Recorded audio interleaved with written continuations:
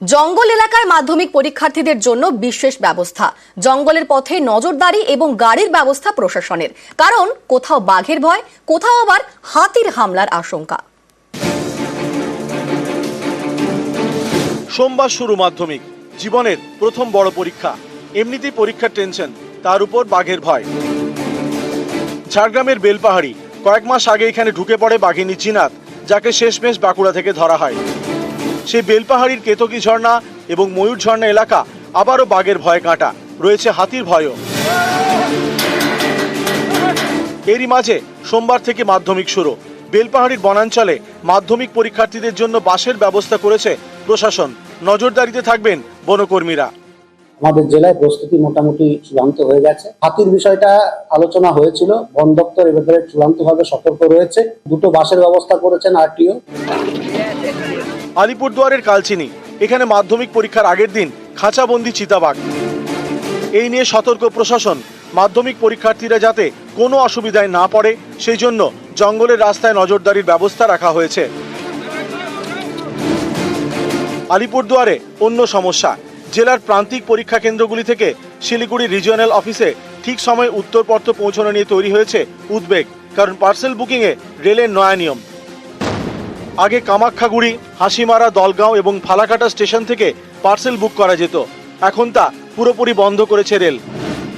শুধু parcel booking করা যাচ্ছে আলিপুরদুয়ার জাংশন এবং নিউ আলিপুরদুয়ার স্টেশনে। এতেই মাধ্যমিকের 3,35,300 উত্তরপত্র ঠিক সময় রিজিওনাল অফিসে পৌঁছানো নিয়ে তৈরি হয়েছে সমস্যা। জট কাটাতে আলিপুরদুয়ারের ডিআরএমকে চিঠি দিয়েছে জেলা প্রশাসন।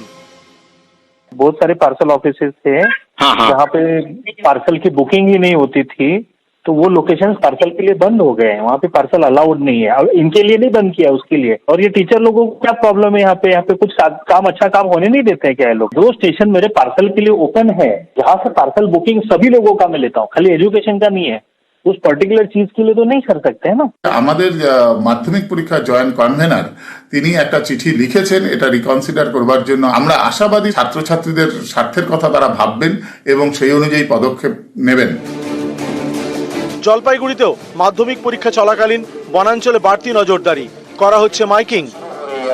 परीक्षा देने वाले छात्र छात्राओं एवं उनके परिवार वालों से अनुरोध है कि एग्जाम। জলপাইগুড়ি জেলার নাগরাকাটা ব্লকের হৃদয়পুর বস্তি, কলাবাড়ি বস্তি, বানারহাট ব্লকের আলে বস্তি, তোতাপাড়া এবং মোগলকাটা বনবস্তি, এইসব এলাকায় বন্যপ্রাণী হানার ভয়। তাই পরীক্ষার দিনগুলোতে ব্যবস্থা নিয়েছে বন দপ্তর। পরীক্ষার্থীদের জন্য রাখা হয়েছে গাড়ি।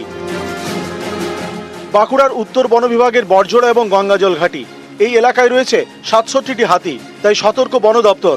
বনাঞ্চলের রাস্তায় থাকছে নজরদারি। এখানেও পরীক্ষার্থীদের জন্য গাড়ির ব্যবস্থা করা হয়েছে। মাধ্যমিক পরীক্ষার জন্য আমাদের স্টাফরা অনেক অ্যালার্ট আছে। যে এরিয়াতে হাতি প্রেজেন্স আছে, তো ওখানে আমাদের 24 আওয়ার্স ডিউটি রাখা আছে। আর ওখানে আমাদের ভেহিকলস থাকবে, স্কোয়াডগুলো থাকবে, ফরেস্ট অ্যান্ড পুলিশ সবাই কোঅর্ডিনেশনে আছে। নিউজ 18 বাংলা।